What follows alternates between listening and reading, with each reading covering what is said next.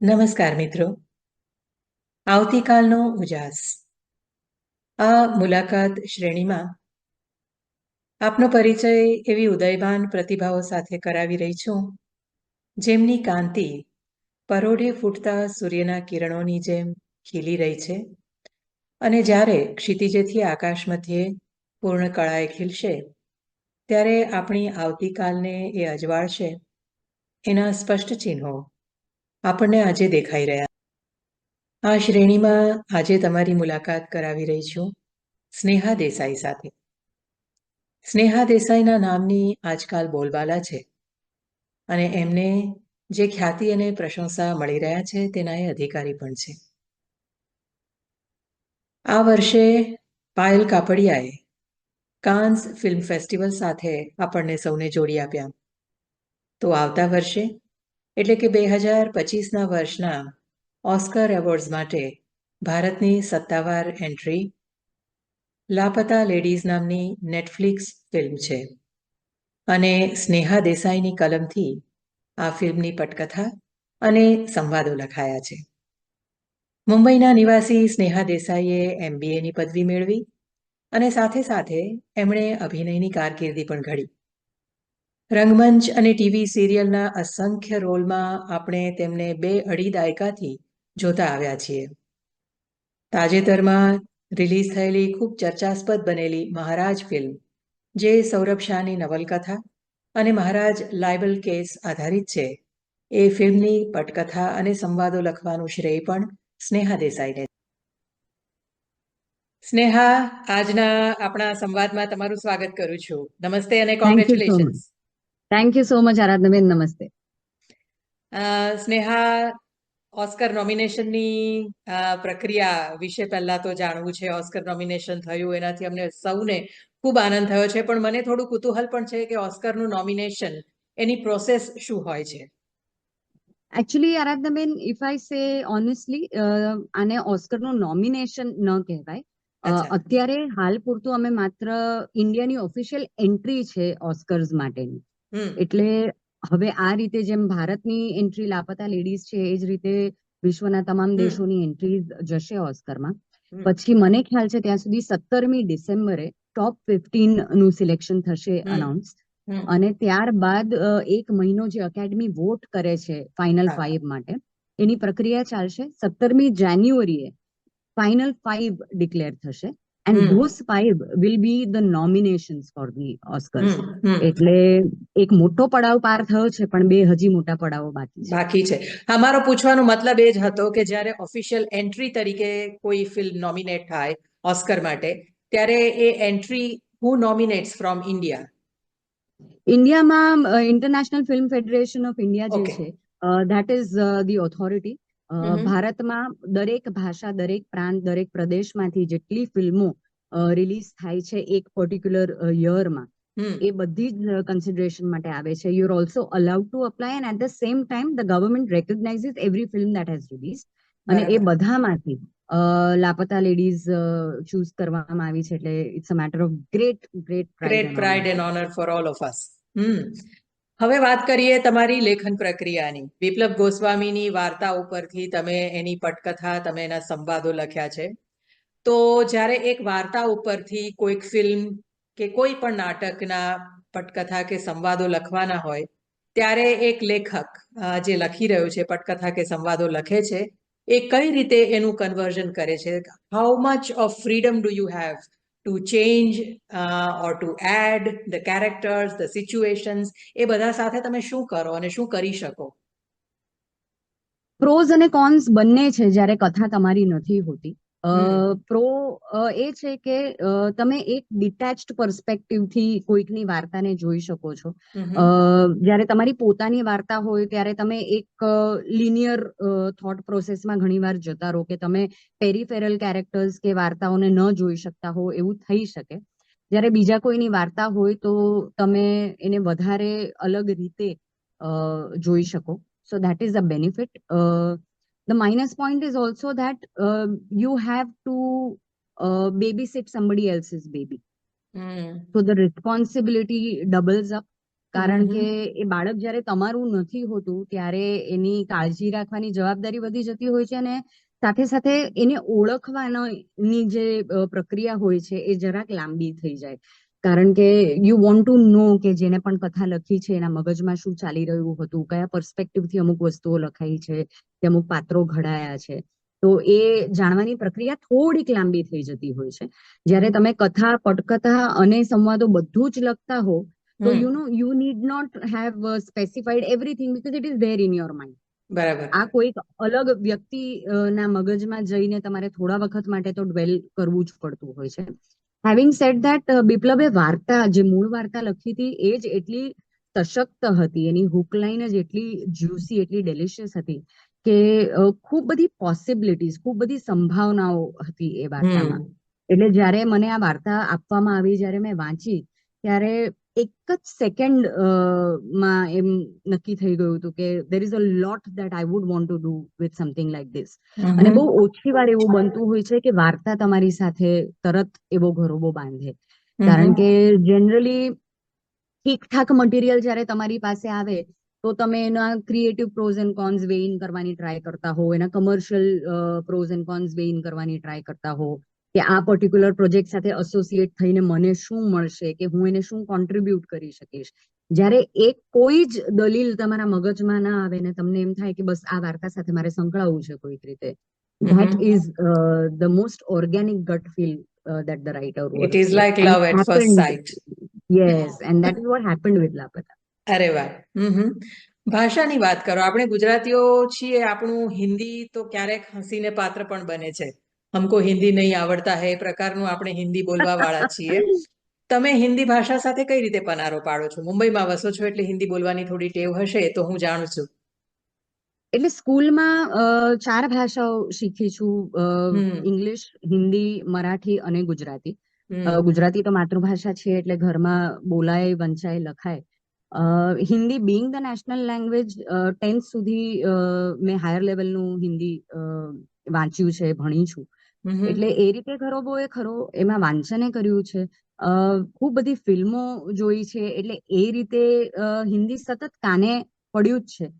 પણ તેમ છતાં જ્યારે તમે લખતા હો એક પર્ટિક્યુલર ભાષામાં, ત્યારે વ્યાકરણ જે છે, કે જોડણી જે છે, કે રેફરન્સીસ અમુક છે, કોન્ટેક્સ્ટ ગ્રામેટિકલ જે બધા હોય એ થોડાક તમારે સરખા રાખવા પડે, શુદ્ધ રાખવા પડે.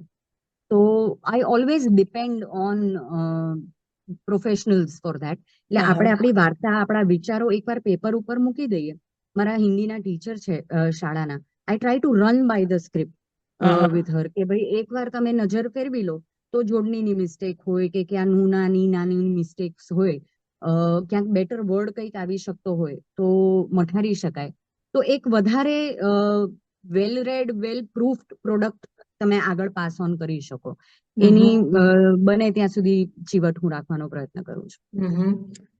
હવે લાપતા લેડીઝની થીમની વાત કરીએ તો મને ખ્યાલ છે ત્યાં સુધી શેક્સપિયરના સમયથી મિસ્ટેકન આઈડેન્ટિટી શેક્સપિયરિયન કોમેડીઝમાં એ બહુ જાણીતી એક થીમ છે, શેક્સપિયરિયન કોમેડીઝમાં વપરાતી આવી. આ ફિલ્મમાં પણ અમુક રીતે જોવા જઈએ તો મિસ્ટેકન આઈડેન્ટિટીને આધારે આખી વાર્તા આગળ ચાલે છે. It is a tragic comedy, પણ એની સાથે સાથે આપણા સામાજિક રિવાજો કો કે કુરિવાજો કો એની વાત વણાઈ ગઈ છે. એટલે આ ફિલ્મની થીમ વિશે તમે શું કહેશો, અને આ થીમ લોકોમાં, દર્શકોમાં આટલી બધી લોકપ્રિય કઈ રીતે બની એની વાત કરો.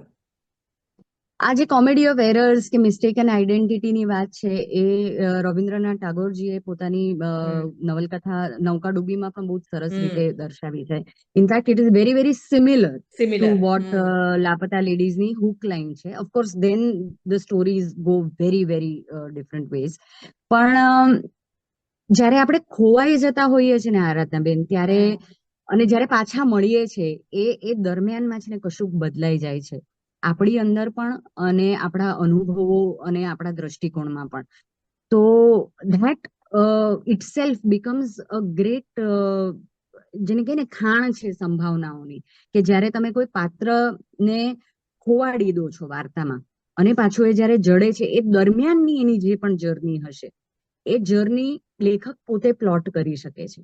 અને એ જર્નીમાં તમારે એને કયા કયા અનુભવો આપવા છે, શું રિયલાઇઝેશન જિંદગીમાં લાવવા છે, what are the visuals you want to show them, what are the tragic comedy sequences that you want them to go through.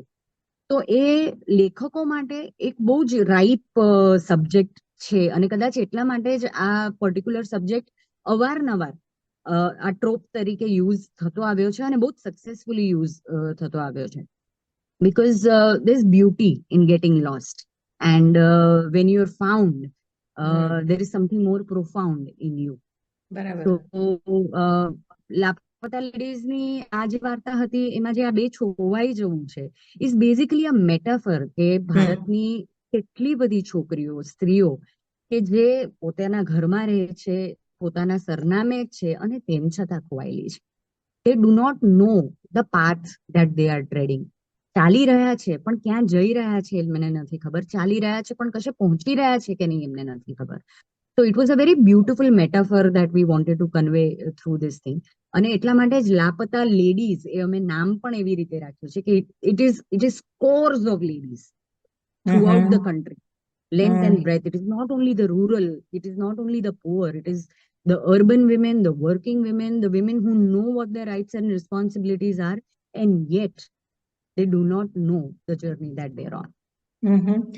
તમે કેટલી હદે આ ફિલ્મની થીમ ને ફેમિનિસ્ટ થીમ કહેશો? નારીવાદી થીમ છે આ ફિલ્મની? નારીવાદી અમુક અંશ સુધી છે, કારણ કે ઓફકોર્સ મુખ્ય પાત્રો અને પ્રોટાગનિસ્ટ છે જ સ્ત્રીઓ. જે દિગ્દર્શિત છે એ પણ સ્ત્રી છે, લેખિકા છે એ પણ સ્ત્રી છે.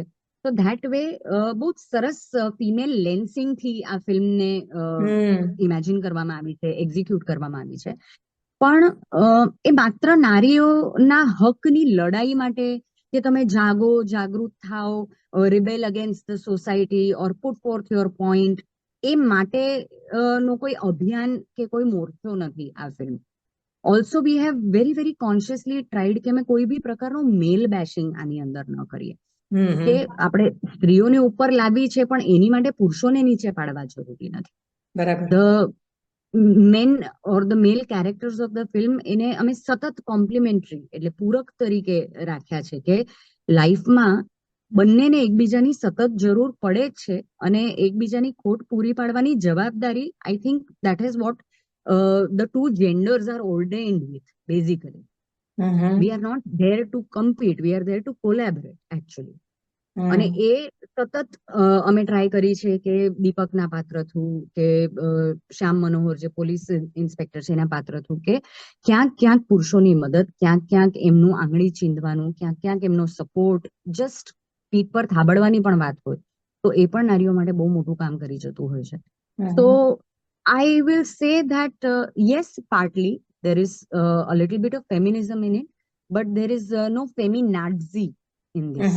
We are not trying to force upon even women the pressure that you have to fight for yourselves in the most aggressive fashion. વાર્તા બહુ નાના નાના ચેન્જીસ તમારા વર્તુળમાં રહીને એ બદલાવો લાવવાની વાત છે. તમે તમારા વર્તુળમાંથી બહાર નીકળી જાઓ એ અમે કોઈ તબક્કે નથી કહેતા. એમ કહી રહ્યા છે કે તમે તમારા સંજોગોને અનુસાર જે નાના પગલા તમારા પોતાની ખુશી માટે લઈ શકો એ લો and make your life better. હવે વાત કરીએ ફિલ્મના પાત્રોની અને કેટલીક સિચ્યુએશન્સની. તમારે માટે ફિલ્મના પ્રિય પાત્રો કયા છે? મારે માટે તો દદ્દુ છે કે પછી રેલવે સ્ટેશન ઉપર કામ કરતી ચાનો સ્ટોલ ચલાવતી પેલી જે મહિલા છે એ છે મંજુમાઈ, એ છે. અને કેટલાક તમારા વન લાઇનર્સ, એને માટે મારે તમને ખાસ અભિનંદન આપવા પડે કે ફિલ્મના કેટલાક સંવાદોમાં જે વન લાઇનર્સ આવે છે એ તો કોટેબલ કોટ્સ બનીને રહેશે એવું મને લાગે છે લાંબા સમય સુધી. તો તમારી દ્રષ્ટિએ આ બંને પાસાની વાત કરો. હું છે ને આરાધનાબેન ફોર્મલી એક અભિનેત્રી છું, એટલે ખૂબ વર્ષો સુધી તખ્તા ઉપર અભિનય કર્યો છે અને ત્યારબાદ લેખન ક્ષેત્રે મેં આગમન કર્યું છે. તો what has happened is that એ અભિનેત્રી તરીકેના મારા જે અનુભવો છે એ ક્યાંક ક્યાંક લેખકને પણ મઠારતા જાય છે. હું એ So પૂછવાની જ what હતી કે happens? જ્યારે એક અભિનેત્રી સંવાદો લખે ત્યારે એ સંવાદો they have to be very special, અને આ વન લાઇનર્સ એ અભિનેત્રીની વન લાઇનર્સ છે. યસ, અને એ કેરેક્ટર ક્રિએશનનું જે વર્લ્ડ છે એ એટલા માટે કદાચ વધારે બેલેન્સ તમને લાગતું હશે, કારણ કે નાટકમાં પણ જ્યારે ઇનિશિયલી જ્યારે હું હિરોઈનના પાત્ર નહોતી કરતી, સબસિડરી પાત્રો કરતી હતી, ત્યારે પણ જ્યારે તમારા હાથમાં પહેલી વાર સ્ક્રિપ્ટ આવે ને, તો the first greed that the actor has is to see કે મારી કેટલી લાઇન્સ છે આની અંદર. અચ્છા. એકવાર તમને ખબર પડી જાય કે આટલી લાઇન્સ છે, પછી તમારે એ જાણવું હોય કે કેટલી સરસ લાઇન્સ છે, whether I am helping the narrative in some way, am I effecting some kind of a change, વાર્તા સાથે મારા પાત્રને કેટલો નિસ્બત છે, શું હું કંઈક મેજર બદલાવ લાવી રહી છું કોઈકની જર્નીમાં. So these are the small small greeds that an actor has. અને એમાં જ્યારે કંઈક ઉણપ હોય કે જ્યારે તમને ઇનફ ન મળતું હોય ને, તો એ ભૂખ સંતોષાતી નથી. તો એઝ અ રાઇટર મારી એ ટ્રાય હોય છે, હંમેશા મારો એ પ્રયત્ન હોય છે કે જેટલા પાત્રો લખી શકું એ બને એટલા સશક્ત હોય, ભલે નાનું પાત્ર હોય પણ એને એક ડેફિનેટ ગ્રાફ આપણે આપીએ, એક સ્ટાર્ટ હોય, મિડલ હોય, એન્ડ હોય, એની કંઈક બેક સ્ટોરી હોય, કે જે પણ અભિનેતા એ પાત્ર ભજવવા માટે 1 દિવસ 2 દિવસ કે 10 દિવસ માટે પણ સેટ પર આવે, તો એને એમ થવું જોઈએ કે I am a part of something larger and I have something to contribute to the film. That motivation in an actor goes a very very long way in the holistic product. બરાબર. એટલે એ ચાના stall પર કામ કરતો છોટુ હોય, અબ્દુલ હોય, દદ્દાનું પાત્ર હોય, માઈનું કેરેક્ટર હોય, કે પછી દીપકની મમ્મી જશોદાનું કેરેક્ટર હોય, બધાને અમે કંઈક એક લાઈન કે એક સીન એવો આપવાનો પ્રયત્ન કર્યો છે કે એ લોકોને મજા આવે and they feel a sense of ownership કે લાપતા લેડીઝ અમારી પણ ફિલ્મ છે.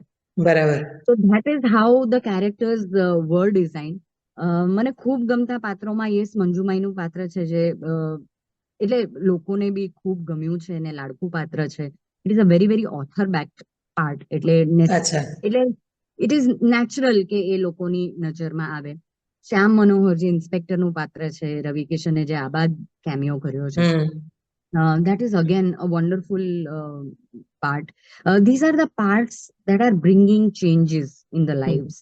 મંજુમાઈના લીધે સ્કૂલના પાત્રમાં, એના ચરિત્રમાં કેટલો બધો ચેન્જ આવે છે. 4 દિવસ માત્ર એક સરસ ઇન્ફ્લુએન્સ સાથે તમે રહો તો એ જિંદગીભરનો કોઈ પાર્ટ તમને શીખવી શકે. That is the kind of effect that મંજુમાઈ has. અને શ્યામ મનોહરનું જે પાત્ર છે, કરપ્શન અને ગ્રીડમાં સ્ટીપ થયેલું પાત્ર છે, જે સ્ટાર્ટિંગની જ ફ્રેમથી તમે એને લાંચ લેતા દેખાડી રહ્યા છો, અને છેલ્લે સોનાની આખી પોટલી એ છોકરીને પાછી આપે છે અને કહે છે કે તારે જે કરવું એ કર, બસ ભણજે. So that is the kind of graph that he has. એટલે એ ઇનેટ ગુડનેસ દરેક પાત્રમાં હોય છે, આપણે કદાચ એ નથી કલ્ટિવેટ કરતા કે એક રૂટીનની અંદર આપણે સેટ થઈ જતા હોઈએ છે, પણ જો કોઈક એ અંદરની ગુડનેસને ક્યારેક ઢંઢોળે ને, તો એ બહાર આવી જવા માટે તૈયાર હોય છે, તત્પર હોય છે. So that is the kind of goodness that I feel that these characters should inspire people. So બહુ જ સામાજિક માધ્યમ છે સિનેમા, અને લેખક તરીકે હું માનું છું કે એ જવાબદારી આપણે કોઈ આપણા પર મૂકતું નથી, પણ આપણે જાત પર લેવી જોઈએ કે if you have the pen in your hand and if people are paying money to see what you are writing or what you are thinking, then it becomes your responsibility કે ક્યાંક તમે સમાજને પણ સારા ઉદાહરણ પાસ ઓન કરો. પૂરા પાડો. So that is the reason why these characters were designed the way they are. ખૂબ સરસ વાત કરી સ્નેહા. આમિર ખાન અને કિરણ રાવ જેવા વ્યક્તિત્વ સાથે કામ કરવાનો અનુભવ કેવો છે? ઇનિશિયલી ડર સાથે શરૂઆત થઈ આરાધનાબેન, કારણ કે આટલા મોટા કલાકારો, આટલા મોટા સ્ટાર્સ, અને મોર દેન ધેટ ઇન્ટેલેક્ચ્યુઅલી આટલા ઇક્વિપ્ડ લોકો સાથે જ્યારે તમે જોડાતા હો, ત્યારે તમારે સતત પોતાની જાતને એમ ચેકમાં રાખવા પડે કે are you worth being in the same room as them, are you worth sitting on the same table, exchanging ideas on the same level with them. એટલે તમને એમ હોય કે તમે હોમવર્ક કરીને જાઓ, ક્યાંય તમે ઊણા ન પડવા જોઈએ, એટલે એ ડર સતત તમને લાગ્યા કરતો હોય. પણ absolute kudos to them, full marks to them કે એટલા બધા એક્સેસિબલ લોકો છે, એટલા સુંદર વ્યક્તિત્વો છે કે તમે એમની સાથે બેસો એકવાર તો એ ડર તરત એ લોકો ડિસ્પેલ કરી નાખતા હોય છે. હમ અને હમ they treat you as an equal. They want to know whatever you feel, what you want to write.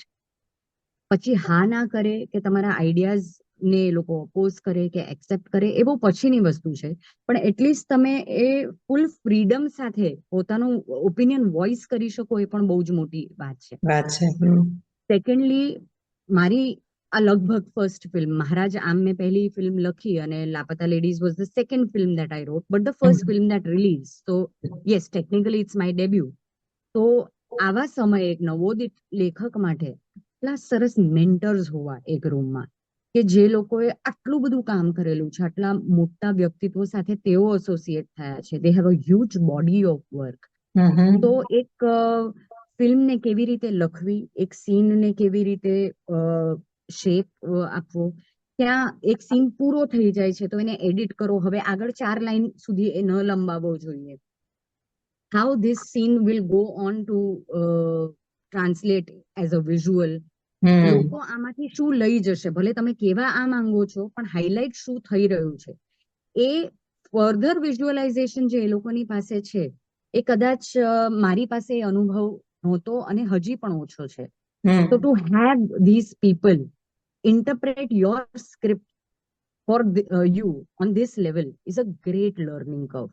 એટલે એ રૂમમાં બેસીને તમારે માત્ર એક કોરા સ્પોન્જની જેમ બેસી જવાનું, એ લોકોની પાસેથી તમે જેટલું સોક ઇન કરી શકતા હો ને એ સોક ઇન કરી લેવાનું. બીકોઝ લાખો રૂપિયા આપતા બી કોઈ પણ ફિલ્મ સ્કૂલમાં તમને આ પ્રકારની તાલીમ નહીં મળે એની ગેરંટી છે. હું એક એવા સ્નેહા દેસાઈને ઓળખતી આવી છું, લગભગ 20 વર્ષની વાત છે, જે અભિનય કરતા હતા, જે ટેલિવિઝનના સ્ક્રીન ઉપર દેખાતા હતા, રંગમંચ ઉપર હતા, અને પછી ધીમે ધીમે તમે પડદા પાછળ ચાલી ગયા, તમે બિહાઇન્ડ ધ સીન્સ હવે વધારે કામ કરો છો, અને કોઈ પણ ફિલ્મ કે નાટકના બેકબોન જેવું તમારું કામ છે, તમે હવે લેખન કરો છો. આ પરિવર્તન કેમ, અને તમારી જર્ની વિશે કંઈક વાત કરો. બહુ અનપ્લાન્ડ મારી લાઈફ રહી છે, અને હું આને પ્રાઉડલી એટલા માટે કહું છું કારણ કે જેમ મેં લાપતા લેડીઝની વાત કરી કે ઘણીવાર તમે જર્ની પર નીકળી જાઓ છો ને તમને ખબર નથી હોતી કે જર્ની ક્યાં લઈ જવાની છે તમને. સો as much as planning and plotting is needed two device your career or the trajectory of your life, there are times when the most beautiful things happen in an unplanned fashion. જે મારી સાથે થયું છે કે મેં MBA કર્યું, પછી હું કોર્પોરેટ જોબ માટે જઈ રહી હતી, ત્યાં મને પ્લેસમેન્ટ પણ મળી ગયું હતું, પણ ત્યારે મારી સગાઈ થઈ ચૂકી હતી આલાપ સાથે, અને એક સંગીત પરિવાર સાથે સંકળાયેલી હતી, અને એ લોકોની ઈચ્છા એમ હતી કે અમે સ્ટેજ સાથે જોડાયેલા છે, and we would absolutely love it if you are also associated with stage in some way and not the corporate office kind of a thing. તો ત્યારે હું જે ઇન્ટરકોલિજેટ નાટકોને બધું કરતી હતી, એમાંથી તરત વ્યાવસાયિક રંગભૂમિ ઉપર હું આવી, અને મને એમ થયું કે ચલો આપણે નાટકોમાં ને એમાં કામ કરીએ. તો ખૂબ વર્ષો સુધી મેં વ્યવસાયિક રંગભૂમિ ઉપર કામ કર્યું. મારા લગ્ન થયા, કવિતા મારો દીકરો થયો 14 વર્ષ પહેલા. અને ગુજરાતી નાટકોનું એવું છે આરાધનાબેન કે અહીંયા મુંબઈમાં it is a very very big commercial activity. એટલે મહિનામાં જો તમારું સફળ નાટક હોય તો લગભગ 26 થી 28 પ્રયોગો થતા હોય છે. તો એક નાના બાળક સાથે રોજ સાંજે નીકળી જવું, શોઝ કરવા માટે, ટૂર કરવા માટે, મહિનાઓ સુધી અમદાવાદમાં તમારે રહેવું પડે, ગુજરાતના ઇન્ટિરિયર્સમાં તમારે શો કરવા પડે, એ થોડું અઘરું હતું. કારણ કે મમ્મી પપ્પા પણ ત્યારે કાર્યરત હતા, આલાપનું કોન્સ્ટન્ટ ટુરિંગ અને રેકોર્ડિંગ્સ ને ચાલે. તો there had to be somebody who was stationary at home with the child. So that was a choice that I had made કે થોડા વખત સુધી હું વ્યાવસાયિક રંગભૂમિમાંથી બ્રેક લઈશ. અને because I wanted to be associated with the craft in some way or the other, મેં લખવાનું શરૂ કર્યું કે અમુક બુક્સ વાંચી હોય કે અમુક વન લાઇન્સ તમને સૂજી હોય, તો એ જે મારા લેખક મિત્રો સાથે હું શેર કરતી કે ભાઈ આના પરથી સરસ નાટક બની શકે, કે આપણે આવું કંઈક કરીએ, કે આ ડિઝાઇન સરસ કરી શકીએ. એ બધી વસ્તુઓ પછી હું મારા ફ્રી ટાઈમમાં કરવા લાગી. અને એમાંથી મીરા નામનું નાટક આવ્યું જે એનસીપીએ ફેસ્ટિવલમાં ભજવાયું, અને બહુ જ સરસ ક્રિટિકલ અક્લેમ એ નાટકને મળ્યો. It got published into a book. પછી મહારાષ્ટ્ર સાહિત્ય અકાદમી એવોર્ડ પણ એ પુસ્તકને મળ્યો. તો that's how the journey of writing began. પણ એ છે ને ત્યારે એક્સપેરિમેન્ટલ પ્લે હતું, હજી પણ વ્યાવસાયિક નાટક નહોતું. પણ એના સક્સેસના લીધે કોન્ફિડન્સ આવ્યો કે કદાચ વ્યાવસાયિક રંગભૂમિ ઉપર પણ આપણે કંઈક લખીએ તો ફેલિયર હશે તો પણ એટલીસ્ટ નોબલ ફેલિયર હશે, ખરાબ તો કંઈ નહીં લખીએ એવી જાત પાસેથી પણ અપેક્ષા હતી. અને that's how નાટકો લખવાની શરૂઆત કરી.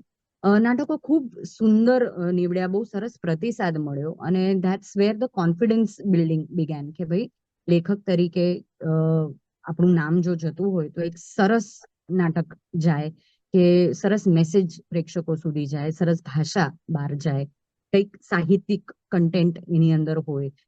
સંગીત પરિવાર સાથે સંકળાયેલી હતી તો કાવ્યાત્મક કન્ટેન્ટ કે સંગીતમય કન્ટેન્ટ પણ એ નાટકોમાં આપણે પીરસી શકીએ તો બધા રસ તમે કવર કરી શકો રંગભૂમિ ઉપર. તો that's how writing on stage began. એક નેચરલ પ્રોગ્રેશન તરીકે ટેલિવિઝન સિરિયલ્સ આવી, અને ટેલિવિઝન સિરિયલ્સમાંથી એક નેચરલ પ્રોગ્રેશન તરીકે ફિલ્મ્સ આવી. So nothing has been planned. I have not been officially trained to write in any medium. અને તેમ છતાં જે રિયાઝ થયો છે એ કામ કરતા કરતા થયો છે. I've literally learned on the job. So I am also a little aware that I come with very little flying hours. So I need to compensate more and more with my sincerity. Miss કરો છો કેમેરાને કે રંગભૂમિને? બહુ જ રંગભૂમિને ખાસ. અને હવે સતત બિઝી રહું છું પ્રોજેક્ટ્સના લીધે, એટલે ઘણીવાર તમને એમ થાય કે પાછું નાટક લઈ લઈશ ને રોજ સાંજે પાછું ભજવવા માટે જવાનું, તો ક્યારે એપિસોડ લખાશે કે ક્યારે ફિલ્મના નરેશન થશે.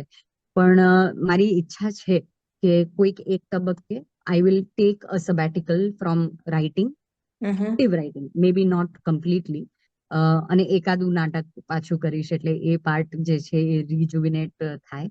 કારણ કે એ જે ઓડિયન્સ સાથેનો લાઈવ સંપર્ક છે એ બહુ જ અદ્ભુત વસ્તુ છે. અને લેખક તરીકે પણ મને એ વસ્તુનો ખૂબ ફાયદો થયો છે, કારણ કે કઈ લાઈન ક્યારે ફૂટશે, કઈ લાઈન પર તમને પ્રતિસાદ મળશે, એક સીનનું માપ જે હોય કે ઓડિયન્સ આટલામાં રડી પડશે કે ઓડિયન્સને આનાથી વધારે સેજ આપવું પડશે for them to feel the scene or the character better, a live audience સાથેના સંપર્કમાં આવીને એમના ઇન્ટરેક્શન સાથે હું ખૂબ સરસ રીતે સબકોન્શિયસલી શીખી છું.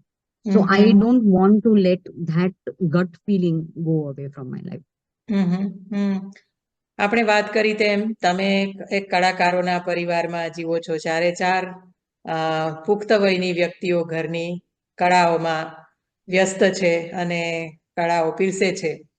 પાંચમી વ્યક્તિ કવિત તમારો દીકરો છે. શું એ પણ કળામાં આગળ વધશે એવું તમે ઈચ્છો કે એવું તમે પ્લાન કર્યું છે? અને જો વધે તો કઈ કળા, અને એ કલાકારોનો પરિવાર, how does a family of artist operate? કુટુંબ જીવન કેવું હોય? કુટુંબ જીવન બહુ જ કોમ્પ્લિકેટેડ અને બહુ જ કેઓટિક કહી શકું હું એવું. કારણ કે અમારામાં સતત વી યુઝ ધીસ ટર્મ કે રિલે રેસ રમાતી હોય છે. કોઈકનું રેકોર્ડિંગ હોય, કોઈકનું ઇન્ટરવ્યુ હોય, કોઈકે કશેક ચીફ ગેસ્ટ તરીકે બનીને જવાનું હોય, મારે ફિલ્મનું નરેશન હોય, એ દરમિયાન કવિતની કોઈક એક્ઝામ ચાલતી હોય, કાં એનું એન્યુઅલ ફંક્શન હોય. So what happens is that અમારે કોન્સ્ટન્ટલી અમારા ટાઈમ ટેબલ્સ ટેલી કરવા પડે છે. એટલે વોટ્સએપ પર અમારું જે ફેમિલી ગ્રુપ હોય એના પર અમે કોન્સ્ટન્ટલી વી કીપ પુટિંગ આઉટ થિંગ્સ કે ભાઈ આજે મારે 2 વાગે આમ છે કે 10 વાગે મારે આરાધનાબેન સાથેનો ઇન્ટરવ્યુ છે તો કલાક હું અવેલેબલ નહીં હોઉં. તો for that 1 hour somebody has to be there to manage the house. હું ન હોઉં કે ટૂર કરતી હોઉં ત્યારે કવિતની જે દિનચર્યા છે કે એનું પિકઅપ્સ, ડ્રોપ્સ, એની એક્ઝામ્સ, કે just to be available for him, તો હેમા ટેક્સ ધ ચાર્જ કે ભાઈ I am going to be there at home at this time. If they are touring, then I will try and see કે હું બને ત્યાં સુધી કામ ઘરેથી કરું કે ઓનલાઈન કરું કે જેથી ઘર સચવાયેલું રહે. So that way, even though we have learned how to juggle the whole thing, it is not easy, આરાધનાબેન. ક્યારેક ક્યારેક સ્ટ્રેસફુલ પણ થઈ જાય છે, ક્યારેક ક્યારેક કંટાળો પણ આવે, ક્યારેક તમને એમ થાય કે આટલું બધું શું કામ કરવું છે, કેટલા બધા લોકો શાંતિથી ઘરે બેઠા હોય છે, કશું નથી કરતા, and they are, you know, absolutely content. So then why do we, you know, constantly run about doing things? But than 2 દિવસની રજા મળે એટલે ખબર પડે કે ત્રીજે દિવસે તમને ભમરો કરડે કે નીકળવું પડશે બહાર ને હવે કંઈક કરવું છે ને કંઈક you know. So it's a very, very busy life. It's a very full life, and I couldn't be more grateful for it. એટલે honestly, આમાં બહુ જ ઓછો બદલાવ હું ઈચ્છીશ. So that way, we're very happy dealing with the kind of busyness that all four of us bring in. Kavit of course ઘણીવાર affect થાય એ વસ્તુથી. ખૂબ સુંદર હિન્દુસ્તાની ક્લાસિકલ શીખ્યો છે. ક્રિકેટ એ બહુ સરસ રમે છે. He represents his school at the state level also. So the world is his stage. He can take up whatever he wants. Alap ખૂબ મોટા થયા ત્યાં સુધી ગાતા નહોતા. ઇનફેક્ટ કોલેજમાં આવ્યા પછી એમણે ગાયનની શરૂઆત કરી. Composition came even a little later. So even if Kavit is a late bloomer in music, we are absolutely okay with it. ભાષાઓ બહુ સરસ સમજે છે, જાણે છે. ગુજરાતી વાંચી લખી બોલી શકે છે. પ્રભુત્વ છે એનું ભાષાઓ ઉપર. So as of now, I think it will be too early to say whether he'll follow my footsteps or Alap's footsteps. But if he chooses to, we'd be the happiest people. અને ગુજરાતી યુવાનો યુવતીઓ બોલિવૂડમાં જવાના સપના સાથે ખૂબ પ્રયત્નો કરી રહ્યા હોય છે. ક્યાં તો એમને અભિનય કરવો છે અથવા બીજી કોઈક રીતે બોલિવૂડ સાથે સંકળાવું છે. આવા યુવાનોને તમે શું સંદેશો આપશો? તમારા અનુભવ, બોલિવૂડના જે પણ અનુભવો તમને થયા છે એ અનુભવોના આધારે તમે શું કહેશો એમને? અઘરું છે એટલે એની માટે તૈયાર તમારે રહેવું પડશે કે બ્રેક્સ મળવા એટલા સહેલા નથી. પણ જો તમે ટેલેન્ટેડ છો અને ગિફ્ટેડ છો તો એ ટેલેન્ટ છુપું નથી રહેતું લાંબા સમય સુધી. somebody or the other will discover you. I also feel કે અભિનયના ક્ષેત્રમાં ખૂબ ઓછી ડિમાન્ડ અને સપ્લાય વધારે છે. કારણ કે every other person in India wants to be a part of Bollywood, wants to act or wants to sing or wants to become a cricketer. આ ત્રણ ઓલમોસ્ટ નેશનલ પ્રોફેશન્સ જેવું કહી શકાય. ને બધાને એમ છે કે હું ગાઈ શકું છું, કે હું રમી શકું છું, કે હું અભિનય કરી શકું છું. પણ એટલું સહેલું નથી. there is very little room at the top. અને જ્યારે તમે એ લાઈન તરફ આગળ વધો છો ત્યારે તમને ખબર પડે છે કે it's not such a rosy picture. There is a lot that you have to give to the profession. There is a lot of work that you have to do on your mind, on your body, on your craft. જે તમને effortless પરફોર્મર્સ દેખાય છે તખ્તા ઉપર, એ ખૂબ effort પછી આ એફર્ટલેસનેસ લાવી શક્યા છે. એટલે સહેલું થશે એ માન્યતા સાથે ન આવતા. આઈ વુડ વિશ કે તમારી માટે એ જર્ની સહેલી હોય. પણ otherwise the journey is ridden with a lot of obstacles, with a lot of challenges. તો એની માટે તમે તૈયાર હો માનસિક લેવલ પર તો જ આવજો. Secondly, don't expect chances to be served on a platter. તમે કોઈ પણ પ્રોજેક્ટને શું કોન્ટ્રીબ્યુટ કરી શકો છો, તમે તમારા ક્રાફ્ટ પાછળ કેટલું કામ કરેલું છે, whatever schooling that you could do. As I said that I have arrived here in a very unplanned fashion. But had I known that this is what I wanted to do, I would have educated myself in a certain way. I would have gone to film schools. I would have done workshops for writing. મેં કોઈની સાથે internship કરી હોત કે હું on the job શીખી શકું, કે એ લોકોની સ્ક્રિપ્ટ્સ વાંચી શકું, કે ફ્લાય ઓન ધ વોલ બનીને નરેશન્સને ડિસ્કશન્સ જોઈ શકું. So try and get these jobs done. They will put you in a good stead. Read a lot, watch a lot of films, good as well as bad, કારણ કે that gets the ball rolling. લેખનના ક્ષેત્રમાં relatively competition ઓછી છે. જેટલા લોકો અભિનેતા બનવા માંગે છે એટલા લોકો લેખક નથી બનવા માંગતા. તો yes, there is a lot of scope. Every production house needs a script. તો ગંગોત્રી છે કોઈ પણ વસ્તુની, એક ફિલ્મની.